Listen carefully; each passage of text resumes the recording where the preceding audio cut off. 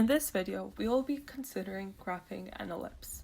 In the question that we have been giving, part A asks us to find the equation of an ellipse whose vertices are 2, -2 and 2, -4, and whose eccentricity is 1/3. Part B asks us to graph the ellipse. For part A, we know from the question that our vertices are 2, -2 and 2, 4. And so our axis is at x equals 2.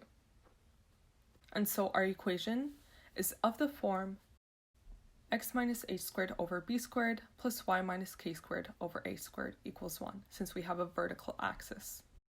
Recalling our formula for eccentricity, which is E equals c over a, we see that c is equal to 1 and a is equal to 3. Substituting these values into our equation c squared equals a squared minus b squared, we get that b squared is equal to 8, and so b is equal to plus minus 2√2.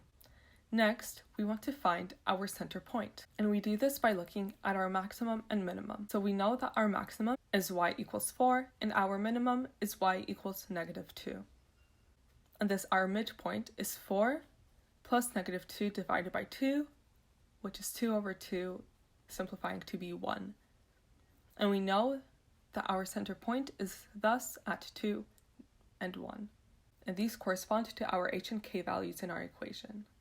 And thus our final equation for this ellipse is x minus 2 squared over 8 plus y minus 1 squared over 9,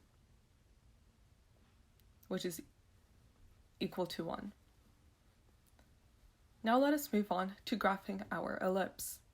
Let us recall our vertices, which are 2 and 4, and 2, -2, and our core vertices, 2 minus 2√2, 1, and 2 plus 2√2, 1. We now plot all of our points onto our Cartesian plane so that we have a general idea of where to draw our ellipse.